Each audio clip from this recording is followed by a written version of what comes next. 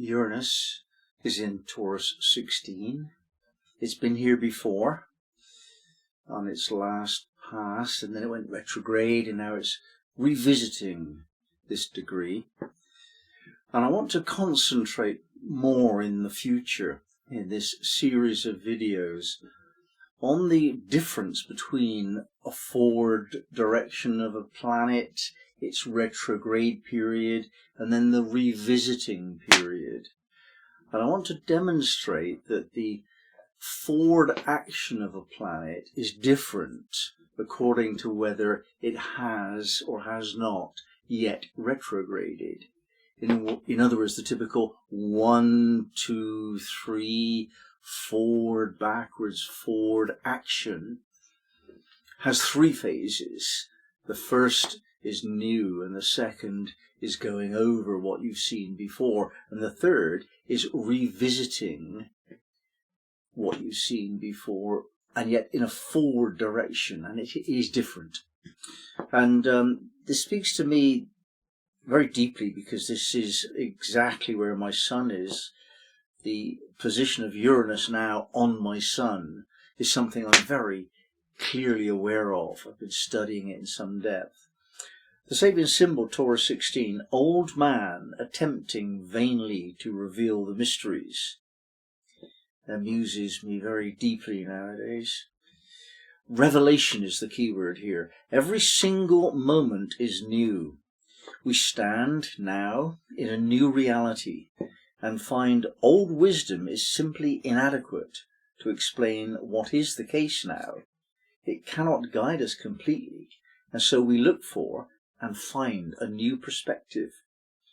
We try to explain it to others, but with few expectations and no attachment to success. This emphasizes that the highest reward in any process, is the process itself, not the result. And that's a very important life lesson for us all. And this particular degree is about the perpetual attempts to deepen and express knowledge. And understanding that what was taught in the past, the old knowledge, is not able to deal with what we've got to deal with today. So, because of my sun being in this degree, I've got a certain attachment, in a sense, to understand it. And yet I find that attachment inadequate. I am a living example of this wisdom. I've studied and studied, and I've looked at all the books, and I've read different points of view, and I've gone to teachers, and I've taken all of it in, like many of us do. And I think it's very healthy nowadays that we're not following one path and one teacher. I think it's just not adequate. And here we have a situation where I have accumulated all of this information and points of view, and I'm still left wondering what's missing here. I'm still not quite satisfied. I'm not there. I know I want something, and I don't quite know what it feels like to have it, but I know I haven't got it yet. And by reading this symbol anyway, before Uranus went there, I started to get a glimmer of understanding that it isn't for me to depend upon what has been taught before. This degree is saying the old wisdom just wasn't enough to deal with the current circumstances. Now that really deeply speaks to me. I've not found the answer despite looking everywhere I can think of. Now Uranus comes into play, and the first pass of Uranus a little while ago, a few months ago, and I was rendered almost incapable of clear thought, because I had very clear thought indeed, replaced almost the next day by another clear idea and another, and I kept on having these breakthroughs of understanding, none of which could actually hold in practice, in the physical world. I tried them all. Being Taurus, I like to ground my ideas, but they didn't hold. I changed my mind about so much. It must have been very frustrating for everyone in my groups. However, the process of unlocking the stuckness of what has gone past very necessary for Taurus to understand this anyway. But generally, we do get stuck in the past. We think that what has been the case will be the case. It's just not true. What has been the case is gone. What we need to deal with now is different from anything we've had to do before. And Uranus made that so clear to me. Not only that that is the case, but also that it is for me to understand that and do something about it. So it's almost like an imperative for me to have another look at really old wisdom, such as astrology, such as Sufism, such as mysticism generally, and take it into account when assessing what needs to be done now, what needs to be said, what needs to be taught now to deal with what we have to deal with now, the reality of 21st century life, where some of this wisdom was relating very well to the circumstances centuries ago, millennia ago in some cases. We live in a different world now. We need different understandings. And there may be some essence teachings, but it could be that the real teaching is that there are no essence teachings. The jury is still out on that one. I don't know. Maybe there is something fundamental. It seems like there are such fundamental truths to me. And yet it also seems that when you try to apply them, there are more exceptions than affirmations of the general rule. So it's a bit of a conundrum, and I think that's quite healthy for Uranus. Uranus is not definitive or final. It's always on the move, like each of the outer planets. Let's look at what Rudyard says on this. An old teacher fails to interest his pupils in traditional knowledge. The keynote is the inadequacy of past knowledge in time of crisis. The type of wisdom learned from the past remains in the background to be revived later on in new forms. What is emphasized here is change. Traditional concepts are not adequate to confirm the new conditions of existence. Thus, whenever this symbol comes to a seeker's attention, it indicates that even the most consecrated tradition does not have the real answer to the problem. From the Zen point of view, the mind facing trouble should not depend upon past concepts, but should repeat, not this, not that, until the pure void is reached. We might speak here of the principle of creative frustration. Again, a little bit of Taurus creeps in here, that a lovely phrase which describes Taurus really well. If it ain't broke, don't fix it. So Taurus has to be motivated to deal with something that it doesn't find easy to bear. And actually Taurus can bear quite a lot. So if it's working all right, you're never going to change it if you're Taurus. And here we're saying, look, it's not working all right. You have to change it now. You know, we all of us have to do something different now to what we've done before. We have to think differently. We have to believe different things. And we don't know what they are. We don't know what the old is to be replaced with.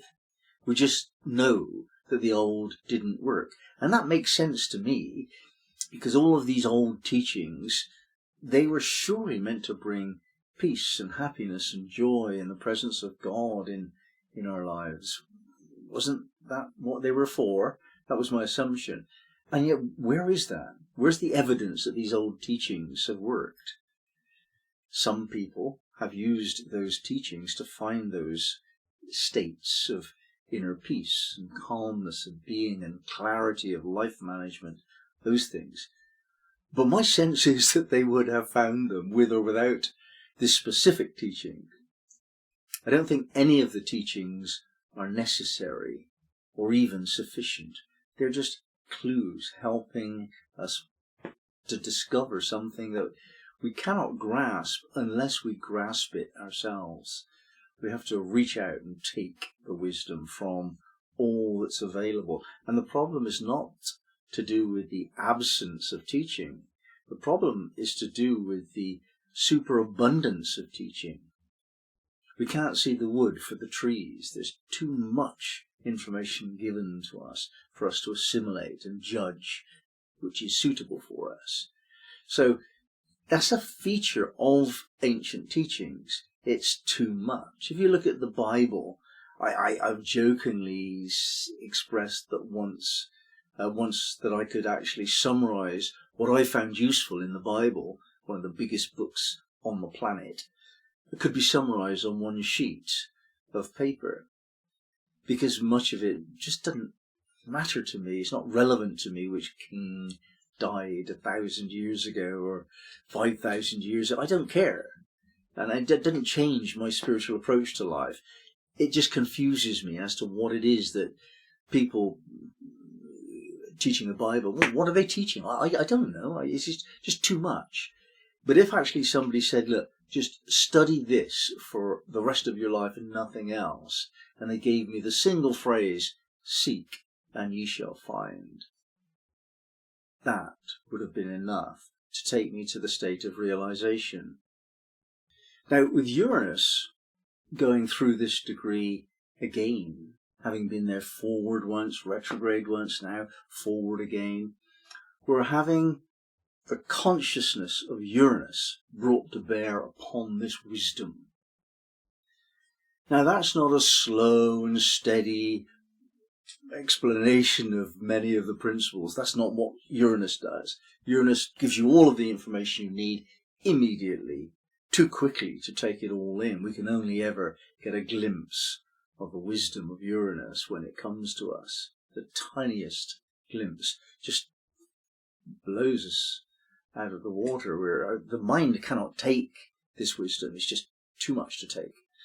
And so we take the bit that we can. And here we have that bit having to be different from what the past has given. So we're talking about fresh, new ideas, never been thought before, as being potentially what needs to be included within the general wealth of teachings that we need for the future.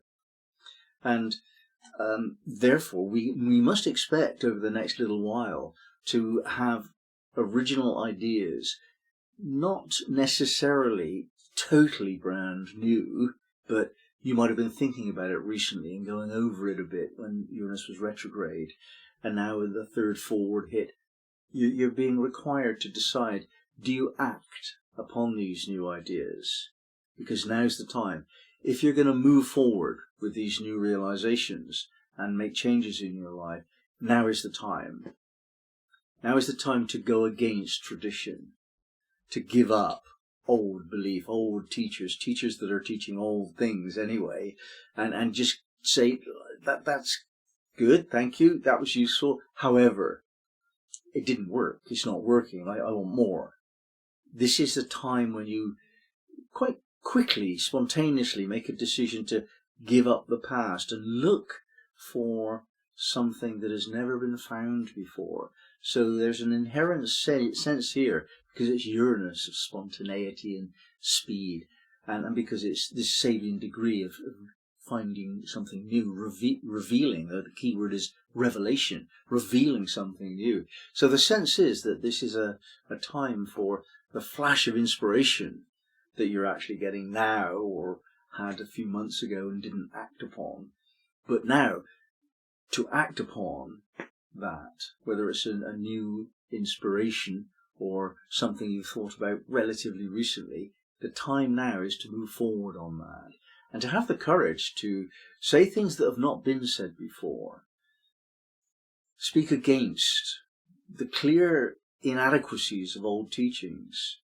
And this is something that I do from time to time. I feel a little bit abused, is the only word I can actually choose to use here, by the fact that when I was too young to understand, I was given information about the nature of reality and what Jesus is and what God did and what I'm supposed to do and all of these things. And I didn't know how to defend against that. That was a force upon me as a young man as well as a boy. And I feel somewhat disappointed is too light a word about that. I don't think we should dump our rigorous, dogmatic, habitual beliefs on other people, most particularly children. And so the part of me, the rebellious part of me that refutes that and wants to speak out, that's very Uranian energy, and it's deep within me. So I want to say, throw out all of that old nonsense. Let's find our own wisdom of the new era. And it's not New Age. There isn't any wisdom in the New Age collectively. There's no definition of that. Something's missing. We have to find it. It must exist. Because if it doesn't, well, we're in real trouble. So we're looking for the breakthrough wisdom. Somebody has to actually come forward and say, this is how to live. Separate yourself from the people that don't want to live that way. Collect yourself together with those people that do want to live that way and live that way. And that might include things about practical concerns such as climate change and so on. But most particularly, it's a spiritual message. And maybe the spiritual message is to do with things that we have been taught, the good part of the ancient teachings, where we actually look for the essence, truth in ancient teachings. For example, being present here and now and not worrying at all about the future or the past. Not allowing worry to enter your head and only thinking in a positive way, finding solutions, not problems. There may be some fundamental teachings like that we need to include in our new model of not a religion particularly, but a spiritual way, and to just leave out the padding and say you only need to know these things. And I would love to believe that there are 7 fundamental wisdoms, and if we just understand those to the point of actually practicing them in our daily life, that's enough to get to realization. I would hope there were such a group of 7 wisdoms, and perhaps we can find those